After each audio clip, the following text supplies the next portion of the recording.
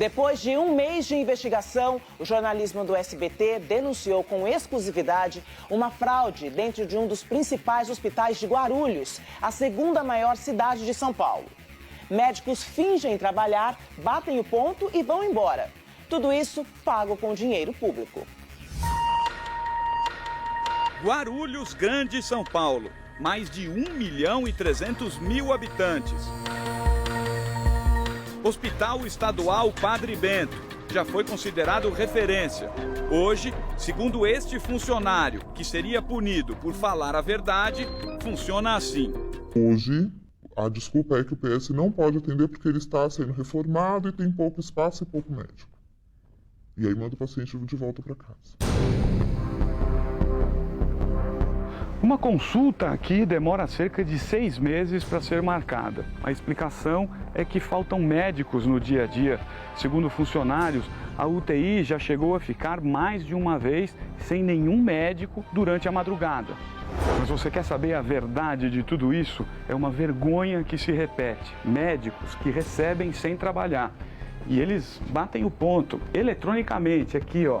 Colocam a digital e vão embora. Aqui, os doutores entram com o carro no estacionamento. Este é o pneumologista Antônio Federico Neto. Além de trabalhar como clínico do Padre Bento, ele tem mais 3 empregos. Às 8 horas da manhã, ele chega para bater o ponto com a digital. De repente, uma piadinha, daquelas que vem bem a calhar. E o doutor Antônio sai, vai até o setor onde deveria trabalhar e 40 minutos depois já vai embora. Doutor Antônio caminha até sua caminhonete branca e deixa o hospital. E essa é a rotina. Em muitos outros dias, ele bateu o ponto e foi embora. Em vez de atender aos pacientes do hospital público, o médico vem para essa clínica particular, também em Guarulhos. Depois de algumas horas, o doutor volta ao Hospital Padre Bento. Para quê? Para registrar o ponto de saída. E assim, enganar a todos. Eu, você, os pacientes. Só para completar, salário que o doutor recebe do governo. R$ 7.137,16. Seria bom se fosse um caso isolado, mas não é. Essa é a ginecologista e obstetra Elizabeth Aparecida Nunes Machado. Ela trabalha em 2 hospitais públicos. No de Guarulhos, recebe R$ 7.886 por 20 horas semanais de trabalho. A doutora chega cedo. 7 horas da manhã, estaciona o carro e marca o ponto com a digital. Cerca de 3 horas depois, Elizabeth vai embora. Para trabalhar aqui, nesta maternidade. Lá pelas 2 horas da tarde, olha a doutora de novo. Ela volta ao Padre Bento, agora sem o casaco, para marcar o ponto de saída. Quer mais? Esse é o cardiologista Carlos Humberto Gamberini. Ele tem 2 empregos no Hospital Padre Bento, como cardiologista e clínico geral. Somados os salários, ele recebe quase R$ 14 mil. Doutor Gamberini faz como seus colegas. Chega bem cedo, 7 horas da manhã. Bate o ponto, dá um alô e vai embora direto. Nem dá uma volta para disfarçar. Em seguida, o médico vem para essa clínica particular, a mesma do colega Antônio Federico Neto. Lembra dele? Que coincidência, não? Ao meio-dia, o doutor Gamberini volta ao Hospital Público de Guarulhos, fecha o ponto e a fraude com a digital. Chegou a hora de pedir uma explicação aos médicos. Primeiro, o doutor Gamberini. Doutor Gamberini, bom dia, tudo bem? Muito prazer, meu nome é Fábio. Uma palavrinha com o senhor, eu queria que o senhor explicasse pra gente. Eu sou jornalista do SBT, o senhor está batendo ponto e está indo embora? Como é que funciona? Não, tô indo embora, né? Eu entro às 7 horas. Mas é porque todos os dias a gente esteve aqui, o senhor bate ponto, pega o seu carro e vai embora. Não, tem alguma coisa errada. Tem alguma coisa errada? Tem. Visivelmente nervoso, o médico disse que tinha consultas naquele dia, que voltou para o carro para pegar o celular. Se o senhor quiser, a gente pode mostrar para o senhor indo, bater o ponto, entrando no seu carro e indo embora. Atendimento, querido. Inclusive indo para uma clínica particular. Particular, não. Não? O senhor tem certeza? Absoluto. Absoluto. Mas, na verdade, ele não atendeu os pacientes. Passou boa parte do tempo nos fundos do hospital, falando ao celular. O senhor não é um médico fantasma que recebe sem trabalhar? Pelo amor de Deus, nunca fiz isso e nunca falei. A doutora Elizabeth bate o ponto ao lado da sala do RH do hospital. Repetiu a rotina e deu de cara com a gente. A gente tem imagens de vários dias da senhora vindo bater o ponto e indo embora. Aí, isso acontece com frequência? Não. Nunca aconteceu? Não. Só tem certeza, é um engano? Sim, acontece que eu paro o carro aqui, meu trabalho é ali, ó, naquela sala do outro lado. Do outro lado? É. Só não vai para outro hospital? Não, eu vou parar ali, ó. Ah, tá bom. Por fim, o doutor Federico bateu o ponto e voltou para o carro. Nós temos várias imagens do senhor batendo ponto, ficando bem pouquinho e indo embora para uma clínica particular. De mentira. Mentira? Mentira. Não é o senhor na imagem? Eu chego aqui e vou pro meu setor de trabalho. Além de negar, o médico fez ameaças à equipe do SBT e chamou um funcionário da direção e os seguranças do hospital. Teve início uma confusão. Não põe a mão. Se você quiser pôr a mão, você chama a Polícia Militar, 190. Médicos, seguranças e funcionários estavam revoltados com a nossa presença ali, dentro do hospital dos médicos fantasmas. Nós estamos aguardando a PM. Então tá bom, aguarda lá fora. Para eles, bater o ponto e ir embora, recebendo dinheiro público para isso, não era o verdadeiro problema. O médico também não pode bater o ponto e ir embora. Coitados de todos nós.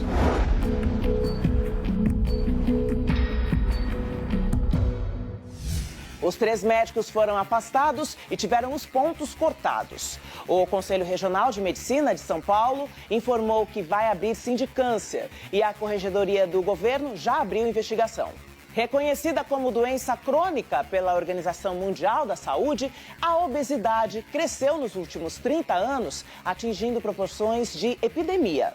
Um medicamento que ajuda a reduzir o apetite e aumenta a sensação de saciedade foi liberado pela Anvisa e já está sendo comercializado no país. Por motivos parecidos, Jéssica e Jorge tomaram a mesma decisão. Se eu não consigo caminhar 10 minutos com 31 anos, eu vou morrer.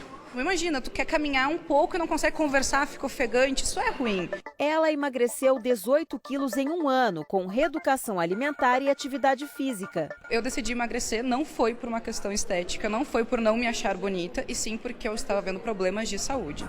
Seguindo esta mesma receita, ele perdeu 80 quilos. A felicidade de viver é outra, é uma nova vida. Eu tirei a comida do centro da minha vida e coloquei outros prazeres. Os dois são embaixadores da campanha Obesidade é o que você não vê, que pretende alertar para os riscos da doença, que atinge mais de 20% da população brasileira.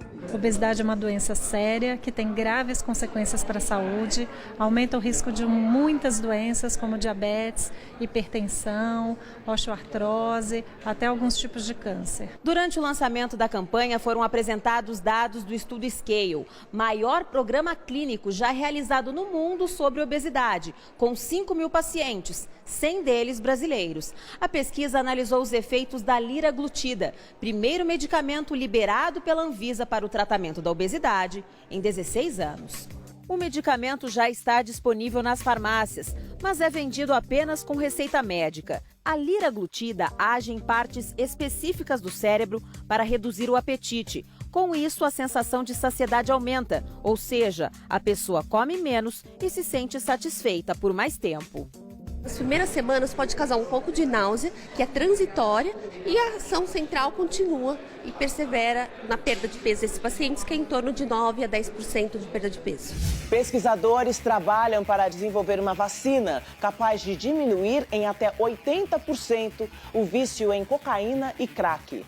A substância desenvolvida no Laboratório de Medicina Molecular da Universidade ainda está em fase de testes com animais, mas já apresenta resultados positivos.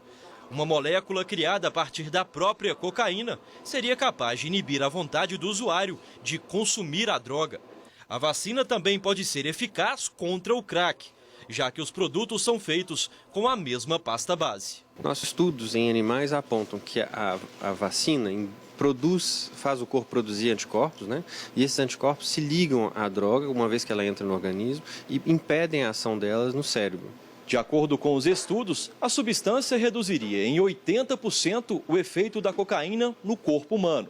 O tempo máximo de imunização seria de 6 meses, mas antes de ser comercializada, a vacina precisa passar por outros testes, que podem levar até 5 anos. Ainda segundo o médico da Universidade Federal de Minas Gerais, a vacina não deve ser usada de forma isolada. A pessoa precisaria de um acompanhamento multidisciplinar. Nas ruas, muita gente aprovou a iniciativa. Tudo na nossa vida depende mesmo da nossa vontade. A cabeça, junto com a medicina, as duas caminharem juntas. Os Estados Unidos lembraram os 15 anos do maior ataque terrorista da história do país. Quase 3.000 pessoas morreram nos atentados de 11 de setembro. Uma bandeira americana que estava desaparecida foi reencontrada e agora está exposta no Museu do Marco Zero como símbolo de resistência e esperança.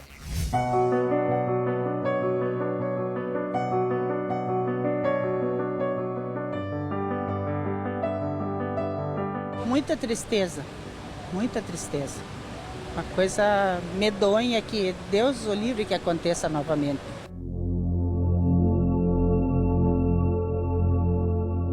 Ainda está super vivo na memória de todo mundo.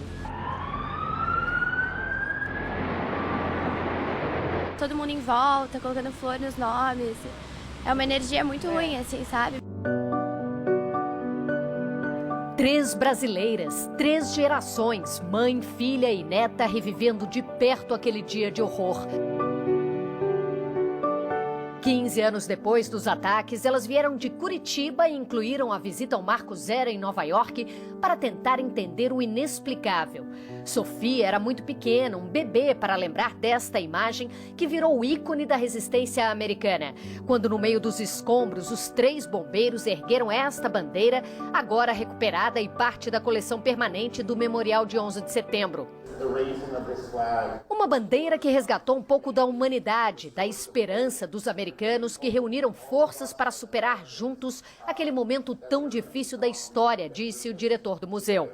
As feridas continuam abertas nos amigos e nas famílias das vítimas dos ataques, mas 15 anos depois, o espírito de união deste país, simbolizado nesta bandeira, já não é mais o mesmo. Às vésperas das eleições presidenciais daqui dos Estados Unidos, os americanos estão divididos na questão do terrorismo. A candidata democrata Hillary Clinton diz que a vitória de Donald Trump seria um presente para o grupo radical Estado Islâmico. Enquanto secretária de Estado, ela autorizou com o presidente Barack Obama a caçada a Osama Bin Laden, que resultou na morte do líder da Al-Qaeda responsável pelo atentado de 11 de setembro. Agora promete, se eleita, combater o terrorismo, mas jamais enviar tropas de volta ao Iraque e à Síria, redutos do Estado Islâmico. Já o republicano magnata, que tem a preferência de eleitores veteranos de guerra, garante, sem dizer como, que irá destruir o grupo terrorista. Infelizmente, o país está hoje menos unido, diz Joe Hyle, que se tornou bombeiro após o atentado. A bandeira, símbolo da união desse povo, volta ao Marco Zero depois de 15 anos desaparecida. Graças ao trabalho desse jornalista investigativo que foi atrás dessa peça da história, hoje tema de um documentário. Essa bandeira nos transporta no tempo e nos une novamente, Brad Meltzer me conta. Se hoje brigamos ou discordamos, isso é parte da democracia. Nesses momentos de dor, estamos sempre juntos. As Paralimpíadas terminam hoje, mas você vai conhecer agora o projeto Para Repórter, criado por André Vasco e Felipe Solari. Eles foram ao Rio de Janeiro junto com uma jovem que teve parte da perna amputada e mostraram como a cidade se adaptou para receber os Jogos Paralímpicos. Meu pai, se ele puder fazer por mim, ele vai. Minha mãe me acompanha desde os meus 2 anos de idade. Para mim é um amor total.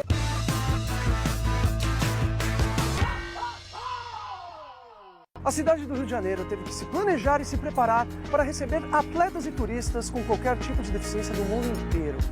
Do lado de dentro, ginásios com uma infraestrutura ok, acessibilidade perfeita. Já do lado de fora, os problemas continuam os mesmos. Calçadas sem guias rebaixadas, pedras portuguesas que dificultam a mobilidade e a sorte ou azar de contar com a boa vontade das pessoas ao redor.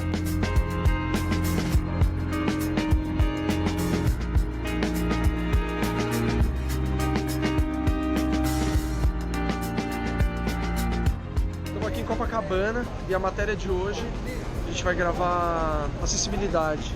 Estamos com o nosso convidado especial, Avelino, 4 vezes pódio, medalhista, participou de 4 Paralimpíadas. Carolzinha, que não participou de nenhuma, mas promete que vai treinar bem, vai participar da próxima em Tóquio. Se Deus quiser, a gente vai se ver em Tóquio. Vamos lá? Olá pessoal, eu sou Avelino e sou atleta paralímpico, estive em 4 Paralimpíadas, tenho 4 medalhas, estou aqui no Rio para a 5ª Paralimpíada e quero ir ao Parque Olímpico e quero ver como está a cidade, se a cidade está acessível ao cadeirante. Vamos lá!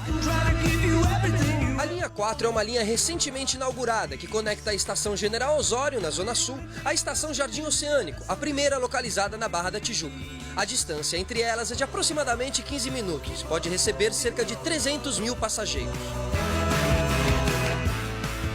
Até agora foi tranquilo, só na primeira entrada foi um pouco difícil, mas achamos o local de embarque, elevador funcionando super legal, tá funcionando tudo certinho. Bom dia, projeto Para Repórter. São várias etapas, né? Várias baldeações até a gente conseguir chegar lá no Parque Olímpico. E a cada baldeação um novo elevador, né? Um novo elevador para a subida e para a descida. Para completar o percurso, é preciso fazer a baldeação do metrô com BRT, ônibus de rápido transporte. Em Londres, as pessoas, o respeito que as pessoas têm, não com deficiência, essa cidade de primeiro mundo, as pessoas têm respeito umas pelas outras, são educadas, está sempre acessível. Eu acho que vai mudar, eu acho que o legado do Rio em 2016, agora com os Jogos Olímpicos e Paralímpicos, eu acho que o grande legado é esse. O ser humano, quando quer, faz as coisas. Eu acho, pronto, essas coisas, essas mudanças que houve. Foi necessário ter os jogos para ter mudança no sistema de transporte, de acessibilidade. Eu precisava disso.